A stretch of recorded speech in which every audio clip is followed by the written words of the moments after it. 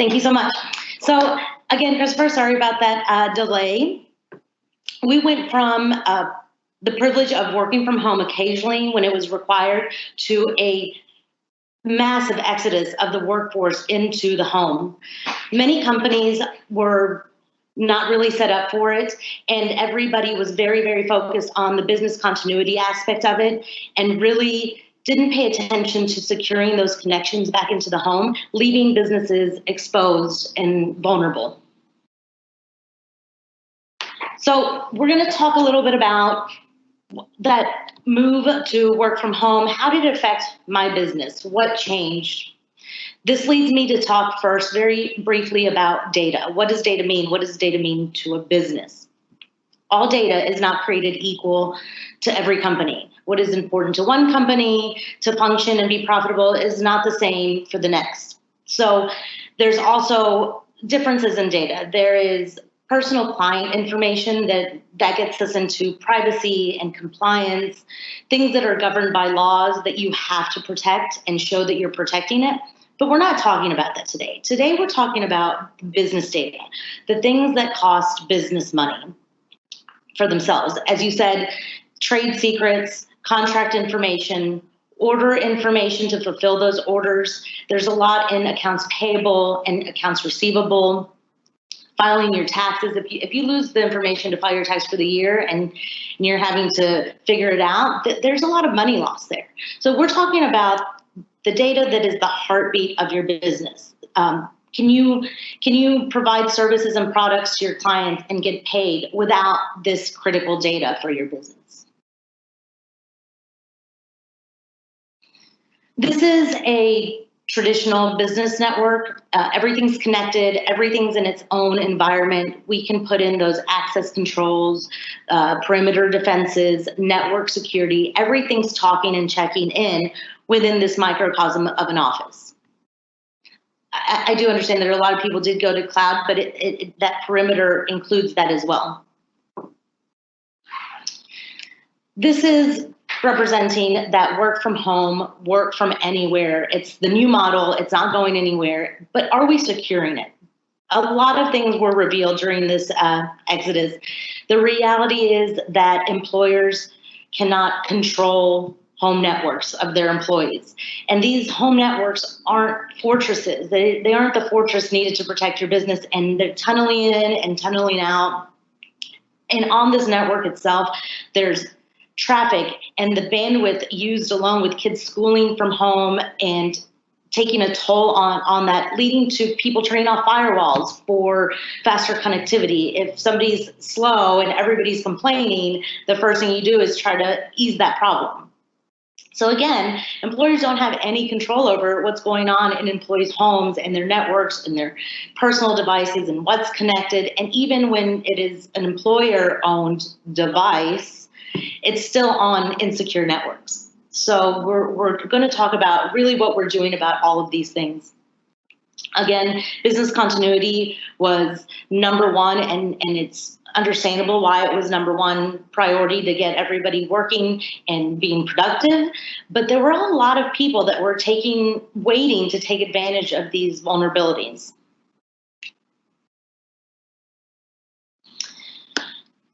With this, we'll talk about the 5 things that we want to consider. Even though there is a cost associated to securing your network, some of the most impactful solutions are not expensive. There are a lot of solutions out there being created right now specifically for the small to medium-sized business markets, and it is becoming a lot more accessible. These aren't new or unique things. They're just a different way to look at it and tools for this work at home, work anywhere model. It's important to note that this model is not temporary. The workforce is now adapted to being virtual. And even though many people are looking forward to going back into the office, moving forward, it's going to stay a hybrid model. So we have to take care of these problems that are here for the problems that are here to stay. The 5 things I want to talk about that we're going to be speaking about to consider is 1, access control. Access control is one of the biggest controls, the first one that anybody ever really talks to you about when they're talking about securing your network. Another one is your secure VPN, how we're getting in and out, endpoint protection, network and cloud system monitoring. And I leave this for last because I still think it is very important. It's employee education. Employee education is very, very important because it's not just the education, it's creating a culture inside of your business so that you can set rules and educate people, but you also want them to be on board and understand the importance of this in your business and help you build this culture of security. Access control. So we're identifying who's been on the network, monitor the system, and these let you see clearly to identify who's been on the network and limit the access of the critical business data from those people. All connected devices and systems with access to sensitive materials and company information should require a specific type of privilege to gain entry. As Christopher said at the beginning, this is your business data, and you should require a specific type of privilege to access to it. Work from home, work from anywhere introduces users logging into different locations and multiple devices, both from employer and employee-owned devices that desire access to your company network. The way we do talk about access control is we should develop an authentication and authorization rules. This is really easy to do. Basically, it's a lot of words, but it means, is this the person that they say they are? And are they allowed to be at this data? Setting these rules in the network save a lot of headaches. Are you this person? Are you allowed to be in it? Second, enforce strong password policy. We're about to talk a little bit about that strong password policy. The best part about this is that's almost free to do. You just have to set the policies and enforce them. Third, it's to institute multi-factor authentication. Even though people can have these passwords, that's the first keys to the castle. And those get stolen all the time. You hear about it everywhere. They get stolen all the time. And multi-factor authentication is just that little extra step. And it is becoming very common and very easy to implement in any organization, any size. Again, on the topic of passwords, everybody needs to stop credential sharing. If people in your organization are sharing passwords, then you cannot enforce authentication and authorization. That defeats the purpose of everything. You don't know who it is and what they're doing there, and if they should have this if you're sharing passwords. So everybody should really have their own accounts and credentials. So we're going to talk about the strong password basics. Again, it's easy, it's free. It's managing these passwords are really the easiest and most impactful thing you can do to your IT security at the lowest level. Some of the guidelines and rules that there are, you should really have everybody change their password every 3 months. But we're changing it, not just the user accounts, the firewalls, the routers, the hardware, everything should really have a password change. And it's not hard to do anymore. There's password managers that you can implement, password managers that are either free or paid for. People are using them on their personal devices. So this, again, easy, free, and it has a huge impact on you. Password must-haves, I know everybody's heard them before, the upper and lower case, different characters, numbers in there, and really length. The length of a password is critical as well. You here over on the slide, you see a lot of the passwords you want to avoid, especially dogs' names or things like that. It's no 1, 2, 3, 4, 5, 6, 7, Batman. There's plenty of passwords that we know not to use, but if you maybe make it into a phrase, that would be better. Other tips to avoid making these password mistakes and making it easier to enforce: set up the policy and password resets for every 90 days on your software. That's easy to do. Even your employees will not be able to log on, and it will force them to change that password every 90 days. Ensure that cloud applications force passwords resets, and maintain firmware updates for your routers, your systems, and your firewalls. That is very important.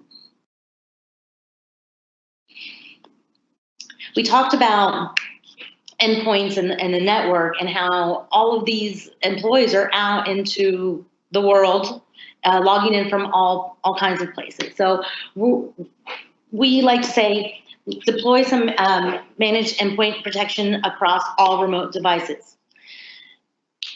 We said we would talk about the VPN. VPN are great. They create encryption and that tunnel back and forth from your employee to your business, and they're great. But you, just like in the business network, you cannot force people to use them. You don't know if they're using them or not. They're great, but you don't know. And there are a lot of cases. I hear this all the time. People didn't use their VPN because they really needed to get work done, and it was not, they just couldn't.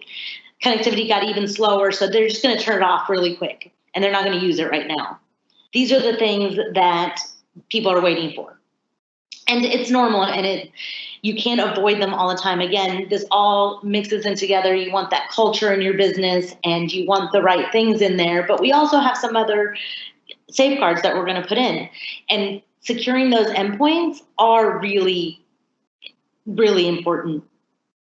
In cases of employees, like I said, just turn it off. On the endpoints, we want to have a good antivirus and anti-malware. Those are the things that are protecting your endpoint really well. Vulnerability scanning, email security, that interaction between the outside world. It's a trail that gets in from the outside world in there. So within your closed network, in the past, and you had your firewalls and this, now we're also worrying about the email tunneling in that way on an insecure device that's then going into your network, and maybe using a VPN, maybe not. So the system and network and systems monitoring, and mobile device management. Secure your data. Again, this is the network. The network is no longer here. It is everywhere. People working at home and working everywhere. I know it sounds like I'm being redundant, but that's just the thing. That's the problem we're solving for. So monitor the network and all the cloud activity. Secure sensitive materials wherever it lives. Because data is living everywhere, we got to secure it wherever it is. Business owners should be aware of all systems and users that have access to the sensitive materials in the network. Managed devices should have endpoint protection with the ability to alert if anything becomes compromised. And this starts sounding, it's way out of there, it's very, very expensive, and it's really not. All of this there are cost-effective solutions now for even this monitoring and alerting is so important. The network is not static. It ebbs and flows, and there's more usage if people are logging in and that, but there is a rhythm to it. And if you see that the activity goes in and out, it's a huge indication that there's something going on, or that you should look into it further, or somebody should look into it further. And if you don't have an alert system on that, you should have somebody go in and monitor that activity on the logs at least once a week. Like I said, there are tools, there are costs associated to them, but you can also still have human resources that will go and look, and they should have some knowledge over what they're looking for. Manage your updates. Something as small as an antivirus not being updated on an endpoint can create a situation that could easily have been prevented. Again, we sit here on our phones and we update our OS. They patch vulnerabilities. It's that same concept, but in your business. And you can prevent those vulnerabilities from being very, very impactful to your business by having that update and those patches at the right time. So back up your disaster recovery, your backups and your disaster recovery. Those are very important. How effective are your backups? Let's say something does happen. Can you get back up and running quickly? Have you tested them? Are they good? Where are they? These are all the questions that you should, that leads a little bit into an incident response, because you need to have a plan in case you do need it. But getting back up and running, just like business continuity was a very important thing in our grand exodus to work at home, that disaster recovery is that business continuity portion of it. We need to pay attention so we can get back to business and doing what we want to do. Workplace culture. Build this culture of security awareness. And I do get on my soapbox about this because everybody always asks first, employee education. Yes, let's educate people, but we need to, it starts with this awareness. It's the single best risk to any environment, maybe the mistakes that you are unknowingly doing by you or an employee.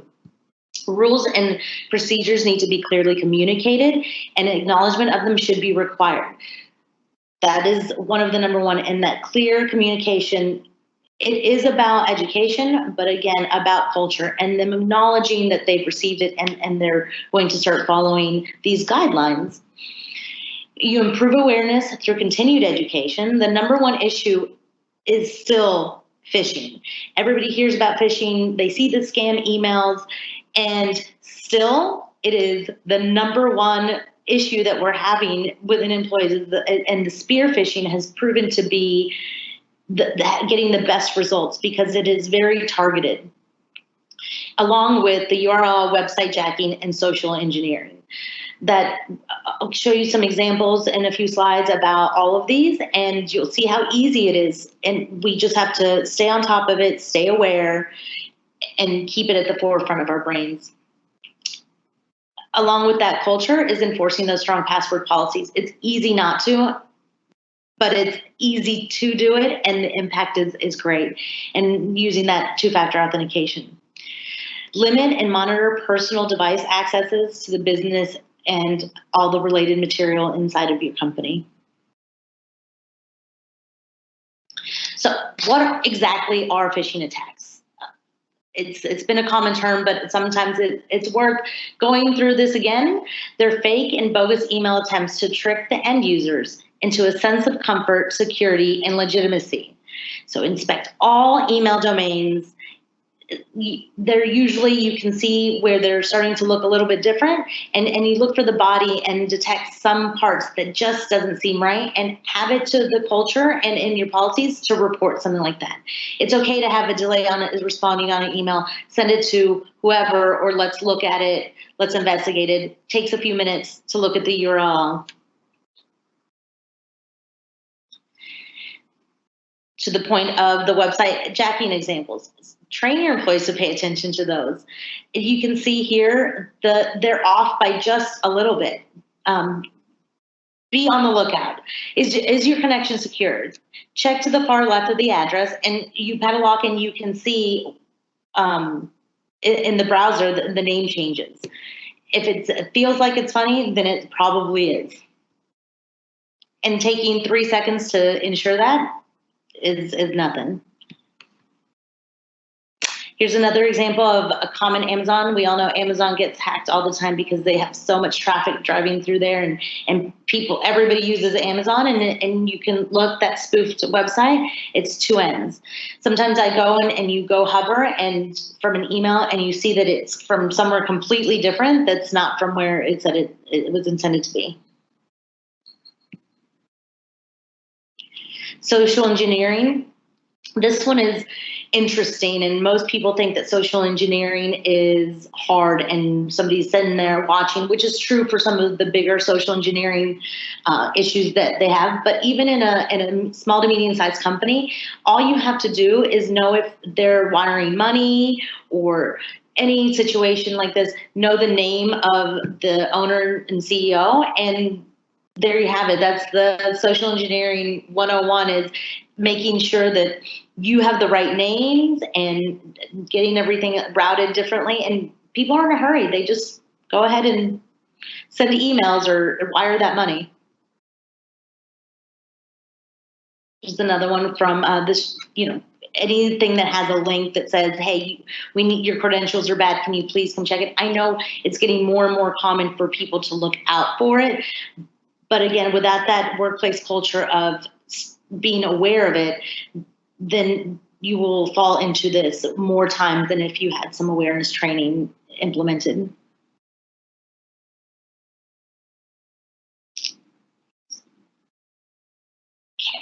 So here we are. How do we become more risk aware and more data secure? And be from the revelations that we had coming into this work from home. One of the major ones, revelations from the move from work to home, is that the business must protect their critical data to run a successful business. Data security is now necessary to ensure your business stays operational. It is, as we stated at the beginning, it is your accounting information or your accounts payable, accounts receivable. That's your critical business data. Businesses cannot control what employees do with their home networks, so in their home environments. So you have to have some safeguards within to protect your network. And implementing basic security controls is the first step to securing your small business. How do we become, the business needs to be aware that employees log into the network is like having an open gate into your business. You must control who gets in and what employees can access. Get an encrypted VPN tunnel to make reduce the risk of unauthorized people capturing your business data. VPNs are good, but we also need to secure those endpoints. We need to lock down that door to your business that should be maintained for optimal security, either with a tool or with scheduled checks. Understanding the regular activity on your network is important, and irregular activity can easily be detected. Employee education and culture is the first and foremost important step to your data security. You have a better chance of preventing data security issues when everyone is vigilant and protective together.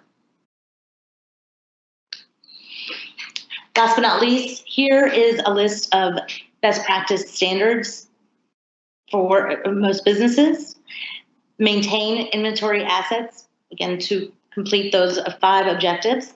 Maintain inventory and assets, vulnerability management, control permissions and access, multi-factor authentication, secure configurations, collect audit and system logs, and control ports and protocols, security awareness training, and active and continuous monitoring. Those are our 5 things to remember for our work from home, work from anywhere model.